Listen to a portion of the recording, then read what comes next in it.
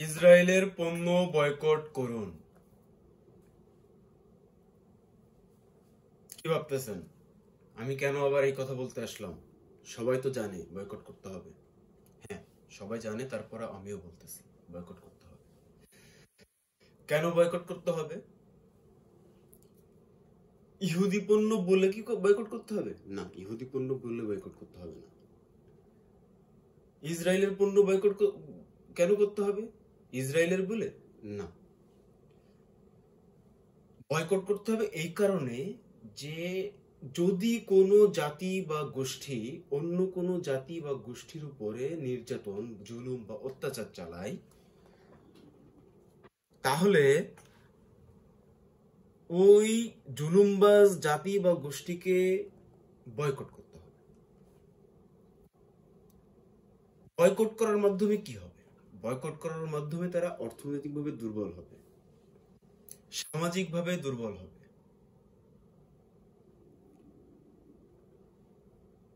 এই কারণেই বয়কট করতে হবে। ইহুদি খ্রিস্টান বলে বয়কট করতে হবে না। যদি কোনো মুসলিম জাতি, যদি কোনো অমুসলিম জাতি, হোয়াটএভার, যে কোনো জাতি বা গোষ্ঠী যদি অন্য কোনো মুসলিম বা অমুসলিম জাতি বা গোষ্ঠীর উপরে অত্যাচার করে, তাহলে ওই জুলুমবাজ জাতি বা গোষ্ঠীর পণ্য, ব্যবসা, প্রতিষ্ঠান সবকিছু বয়কট করতে হবে। এখন আমার কথা হচ্ছে, বয়কট আমরা অবশ্যই করব। ততক্ষণ পর্যন্ত আমরা বয়কট করতে পারবো যতক্ষণ পর্যন্ত আমাদের সামনে বিকল্প আছে। যদি বিকল্প না থাকে তাহলে আমরা কিভাবে বয়কট করব? বয়কট করা সম্ভব না। তাহলে যেটা করতে হবে সেটা হচ্ছে মনের ভিতরে পুষে নিতে হবে যে এই জুলুমবাজ জাতির এই পণ্য, এই জিনিস আমরা বয়কট করব। এই মর্মে আমরা এই পণ্য বা এই জিনিসগুলা তৈরি করব তাৎক্ষণিক। তাহলে এই জিনিস, এই পণ্য তৈরি করার জন্য আমাদের কি করতে হবে? আমাদেরকে শিক্ষিত হতে হবে, টেকনোলজিতে আমাদেরকে জ্ঞান অর্জন করতে হবে।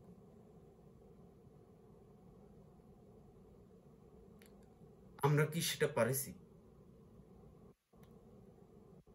আপনি যে ইসরায়েলের পণ্য বয়কট করবেন, আপনার সামনে বিকল্প কি?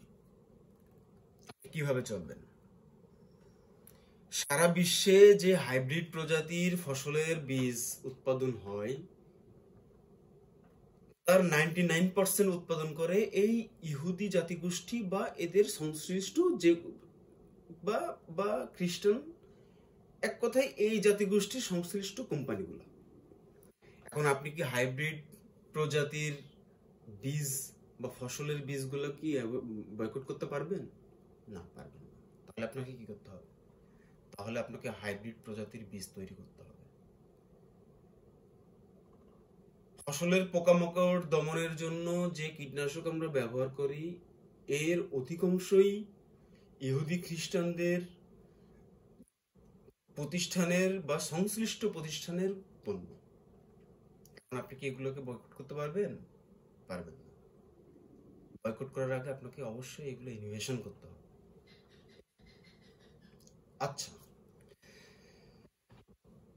বয়কট আমরা করলাম, এখন বয়কট যে করব এটা আমরা মানুষকে কিভাবে জানাবো? খুব সহজ। ফেসবুকে জানাবো, টুইটারে জানাবো, ইনস্টাগ্রামে জানাবো, ইউটিউবে জানাবো, গুগলে জানাবো। এখন এই যে নামগুলো বললাম সোশ্যাল প্ল্যাটফর্মের, এই সকল প্রতিষ্ঠানগুলোর মালিক হয় ইহুদি, না হয় খ্রিস্টান, না হয় ইহুদি খ্রিস্টানদের সংশ্লিষ্ট কোম্পানিগুলো। এখন আপনি এই যে বয়কট করবেন, এই ইনফরমেশনটা দিতে গেলেও আপনাকে এই ইহুদিদের পণ্য ব্যবহার করা লাগতেছে। কি দুর্ভাগা জাতি আমরা! তাহলে আমাদের কি সেই মেধা আছে যে মেধা দিয়ে এখনই আমরা ফেসবুকের মতো একটা প্ল্যাটফর্ম তৈরি করে ফেলবো এবং আজকের থেকে বলবো যে ফেসবুকও বয়কট। আজকের থেকে আমরা এই XYZ নামক একটা প্ল্যাটফর্ম তৈরি করলাম, এই প্ল্যাটফর্ম দিয়ে আজকে আমরা প্রচারণা চালাবো। আচ্ছা, সেটাও করে ফেলেছি মনে করেন, হাইপোথেটিক্যালি আপনি চিন্তা করেন যে ফেসবুকের বিকল্পটা তৈরি করে ফেলেছি আমরা, খুব সহজ। তাহলে এই বিকল্প যে অপারেটিং সিস্টেমটা আমরা হাইপোথেটিক্যালি এখন তৈরি করলাম, এই অপারেটিং সিস্টেমটা আমরা এই সোশ্যাল মিডিয়াটা, এই প্ল্যাটফর্মটা আমরা কিভাবে চালাবো? ফোন দিয়ে চালাবো। এই যে ফোনের টেকনোলজি, এই যে অপারেটিং সিস্টেম, এগুলোও তো ডেভেলপ করেছে ইহুদি খ্রিস্টানরা। তাহলে আপনি এখন কি করবেন? আপনাকে তো সেই ইহুদি পণ্য বা ইহুদি খ্রিস্টানদের পণ্য ব্যবহার করা হচ্ছে। ধরে নিলাম তাহলে আমরা আজকে তাৎক্ষণিক, আমরা খুবই স্কিল্ড জাতি, আমাদের খুবই মেধা, আমাদের খুবই দক্ষতা আছে, আমরা আজকে একটা নতুন ফোন তৈরি করে ফেলাবো আজকে রাত্রের ভিতরে। হাইপোথেটিক্যালি চিন্তা করেন আমরা একটা ফোনও তৈরি করে ফেলাইছি, একটা অপারেটিং সিস্টেমও তৈরি করে ফেলাইছি, সবকিছু তো হয়ে গেল। একটা ভিডিও শুট করলাম, করে এটা আপলোড করব মানুষকে জানানোর জন্য ইউটিউবে, সেই ইহুদি পণ্য। হাইপোথেটিক্যালি চিন্তা করেন একটা ইউটিউবের একটা বিকল্প প্ল্যাটফর্ম আমরা তৈরি করে ফেলাইছি মানুষকে জানানোর জন্য। আচ্ছা, সেটাও তৈরি করে ফেলবো। এখন এটা যে আমরা ইউটিউবের বিকল্প প্ল্যাটফর্মে যে আপলোড করলাম, হাইপোথেটিক্যালি যে আমরা এখন ইনোভেশন করলাম একটা প্ল্যাটফর্ম, এখন এটা যে স্টোরেজ করব সার্ভার, সেই সার্ভারও তো ইহুদি খ্রিস্টানদের সার্ভার, আমেরিকায় রয়েছে, ইসরায়েলে রয়েছে, ওখানে জমা হবে, ওখান থেকে মানুষ ইন্টারনেটের মাধ্যমে দেখবে। এখন ইন্টারনেটও তো হচ্ছে ইহুদি খ্রিস্টানদের পণ্য। এখন আমাদের করণীয় কি? আমার ব্যক্তিগত মতামত, করণীয় হচ্ছে যতদূর সম্ভব অবশ্যই ইসরায়েলের পণ্য বয়কট করতে হবে এবং বিকল্প পণ্য ইনোভেশন করার পথ বের করতে হবে। আচ্ছা, সেটাও আস্তে আস্তে আমরা ইনশাল্লাহ একদিন করব। এখন আমার যে কথা সেটা হচ্ছে, আমরা যে এই বয়কট করব, এই কর্মসূচি, এই ইনফরমেশনটা আমরা মানুষের ভিতরে স্প্রেড করব কিভাবে, মানে মানুষের ভিতরে ছড়াবো কিভাবে? এটা আমরা অনেকভাবে করতে পারি। গণসংযোগ, ফেসবুক, টুইটার, সামাজিক যোগাযোগ মাধ্যমের মাধ্যমে করতে পারি, গণসংযোগ করতে পারি,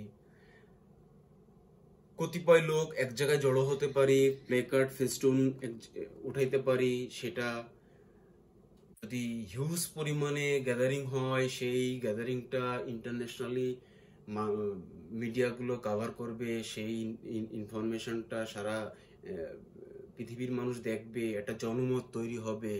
এই জনমতের ফলে এই এই জুলুমবাজ জাতির উপরে মানুষের একটা ক্ষোভ তৈরি হবে, তখন এই জুলুমবাজরা একটা সময় দমে যাবে। একটা জনমত তৈরি করা।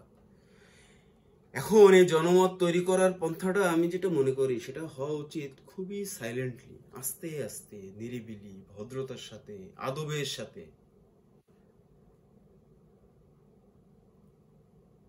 আপনি কি এই জনমত তৈরি করার সময় ভাঙচুর করতে পারেন? অন্যের প্রপার্টি ড্যামেজ করতে পারেন? আজকে যে ঘটনাটা ঘটে গেল, সারা বাংলাদেশে যে তাণ্ডব চালানো হলো,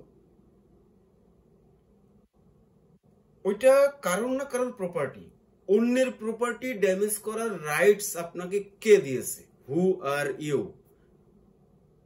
আপনি কেন অন্যের প্রপার্টি ড্যামেজ করবেন? এটা কি ইসলাম সমর্থন করে? অন্যের প্রপার্টি ড্যামেজ করা, লুট করা তো হারাম। মজার ব্যাপার হচ্ছে, প্রপার্টিগুলো ড্যামেজ করা হলো, ড্যামেজ করার পরে সেখান থেকে সেই ইহুদি পণ্যগুলো আবার লুট করা হলো। এটা সারা পৃথিবীতে ছড়াই গেছে। সারা পৃথিবীতে আপনি আপনার জাতিকে কিভাবে প্রেজেন্ট করলেন? আপনি কে? এটা আপনি কিভাবে প্রেজেন্ট করলেন? কি? সারা পৃথিবী আমাদেরকে আজকে রিকগনাইজ করলো যে বাংলাদেশ নামে একটা দেশ আছে যেখানে বয়কটের নামে লুটপাট চালানো হয়েছে, হামলা চালানো হয়েছে, উগ্রতামি করা হয়েছে। তারা যেটা বলবে সেটা হচ্ছে এরা অশিক্ষিত, মূর্খ, বর্বর জাতি।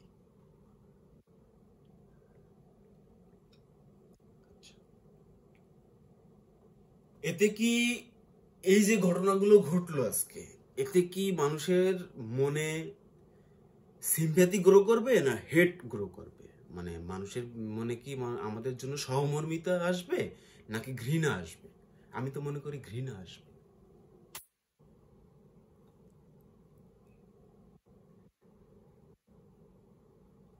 যাই হোক, অবশ্যই আমরা ইসরায়েলের পণ্য বয়কট করব, ততক্ষণ পর্যন্ত বয়কট করব যতক্ষণ পর্যন্ত আমার সামনে বিকল্প আছে। ততক্ষণ পর্যন্ত আমরা ইহুদি খ্রিস্টানদের পণ্য বয়কট করব যতক্ষণ পর্যন্ত আমার সামনে বিকল্প আছে। মুসলমানরা যে ইনফরমেশন টেকনোলজিতে উন্নত না তা না। ইরানের দিকে তাকান, ইরান ইনফরমেশন টেকনোলজি বলেন আর যে কোনো জিনিস তারা কিভাবে গ্রো করে গেছে, তার কারণ তারা পড়ালেখা করে, তারা জ্ঞান অর্জন করেছে, তারা রিসার্চ করেছে, তারা প্র্যাকটিক্যালি ওইগুলো স্টাডি করে, যার কারণে আজকে তারা কিন্তু ইসরায়েলের পণ্য ব্যবহার করে না, তারা নিজেদের পণ্য ব্যবহার করে।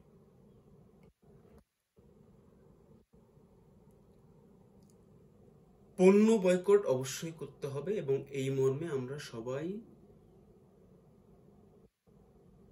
ভয়েস রাইজ করব এবং মানুষকে জানাবো, মানুষকে সচেতন করব। কিন্তু আমরা উগ্রতামি করব না। উগ্রতাকে ইসলাম সমর্থন করে না। যেখানে অমুসলিমদের সাথে ব্যবসা হালাল, সেখানে আমরা পণ্য বয়কটের মতো সিদ্ধান্ত নিয়েছি এবং এটাকে আমি অ্যাপ্রিসিয়েট করি। হ্যাঁ, এটা করা যায়, উচিত, অবশ্যই করা উচিত। তাহলে তারা মানসিকভাবে ভেঙে পড়বে আর অর্থনৈতিকভাবে মোটেও ভেঙে পড়বে না। তাদের পণ্য বয়কট করে আপনি কিচ্ছু করতে পারবেন না। আপনি চারিদিক থেকে তাদের পণ্য দিয়ে ঘেরা, কোথায় যাবেন আপনি? আমি যে ভিডিও শুট করতেছি, এই ভিডিওটা আপলোড করব আমার কম্পিউটার দিয়ে। এই কম্পিউটারটাও হয়তো বা কোনো না কোনো ভাবে ইহুদি খ্রিস্টানদের পণ্য। যে আমি যে উইন্ডোজ অপারেটিং সিস্টেম ব্যবহার করি, এই উইন্ডোজ অপারেটিং সিস্টেমটাও ইহুদি খ্রিস্টানদের পণ্য। আপনি যে আমার ভিডিওটা পাবেন গুগল সার্চ করে, এই গুগলটাও ইহুদি খ্রিস্টানদের পণ্য। আমি যে আমার ভিডিওটা ফেসবুকে ছাড়বো, এটাও ইহুদি খ্রিস্টানদের পণ্য।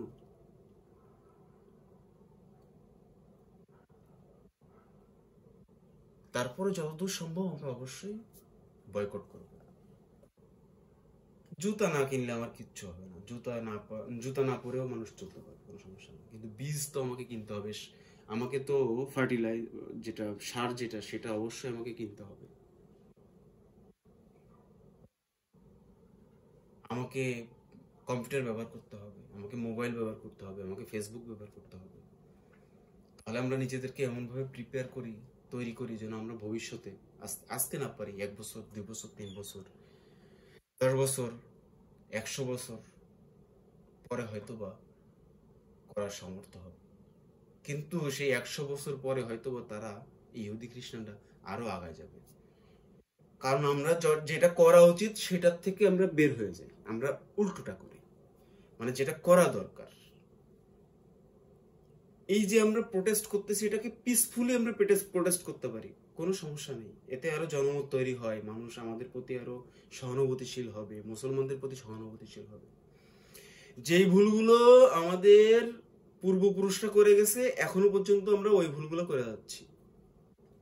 আজকে যদি আমার আরব ভাইরা বা আরব ভাইদের পূর্বপুরুষরা ভুল না করতো, তাহলে আজকে কি তাদের এই অবস্থা হতো?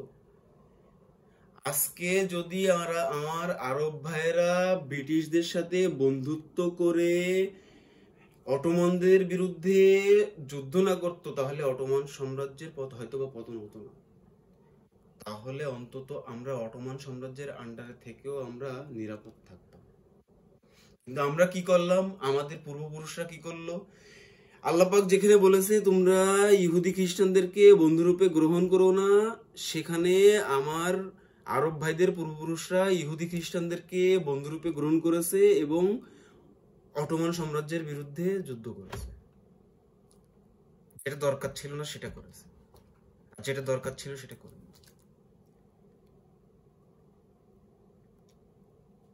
আজকে নবী মুহাম্মদ ইসলাম তরবারিতে যুদ্ধ করেছে, আমরা এখনো সেই চিন্তায় আছি যে আমরাও তরবারিতে যুদ্ধ করে আমরা একসময় পৃথিবীতে খেলাফত প্রতিষ্ঠা করব।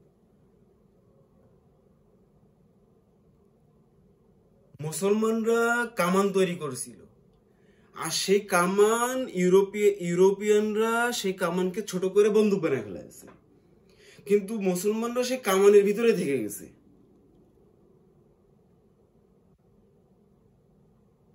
আর ইউরোপিয়ানরা সে বন্দুক বানায়ছে, আস্তে আস্তে সেটাকে আরো ছোট করে পিস্তল বানায়ছে, স্নাইপার বানায়ছে, বানায় একটা সময় মুসলমানদের উপরে চড়াও হয়েছে এবং মুসলমানদের সব ধ্বংস করে দিয়েছে। রাজত্ব নাই, যাযাবর অবস্থায় আজকে আমরা চলাফেরা করতেছি। আমাদের কোনো অধিকার নাই, আমাদের কোনো ভয়েস নাই, আমাদের কিচ্ছু নাই। কি আছে আমাদের? কিছুই নাই। আমাদের শিক্ষাটাও নাই যে কিভাবে প্রোটেস্ট করতে হয়। আপনি কি জানেন একজন অমুসলিম বা মুসলিম যেই হোক, তার সম্পদ ধ্বংস করা হারাম, তার সম্পদ লুট করা হারাম। আপনি সেটা করতেছেন। আপনি তো বাটার সামনে যে বলতে পারতেন বাটার জুতা বয়কট করুন, সবাইকে বলতে পারতেন, সবাই শুনতো আপনার কথা, সময় জনমত তৈরি হতো, সবাই অ্যাভয়েড ওইটাকে বর্জন করত। বিকল্প আছে আমাদের, জুতার বিকল্প তো অন্তত আছে। ম্যাকডোনাল্ডসে কয়জন যায়?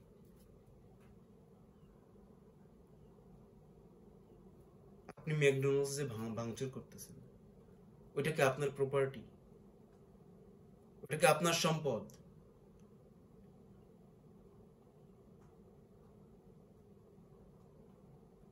যাই হোক, গাজা এবং প্যালেস্টাইনে আমার মুসলিম ভাইদের পরে যে পরিমাণ অত্যাচার চালানো হচ্ছে, আমরা যতদূর পারি অবশ্যই ইসরায়েলের পণ্য বয়কট করব। এটা প্রতীকী, আমি মনে করি কিছুই হবে না, এটা প্রতীকী, সারা বিশ্বকে জানানো একটা ইনফরমেশন যে আমরা তাদেরকে বয়কট করতেছি। এটা মানসিকভাবে তারা একটু বিকরগ্রস্ত হবে, মানসিকভাবে একটু ভেঙে পড়বে, অর্থনৈতিকভাবে তাদের কিছুই হবে না। যাই হোক, সবাই ভালো থাকবেন এবং আমার প্যালেস্টাইন ভাইদের বোনদের জন্য দোয়া করবেন। আল্লাহ পাক যেন তাদের এই দুর্দশা থেকে খুব শীঘ্রই পরিত্রাণ দেয়। আল্লাহ হাফেজ।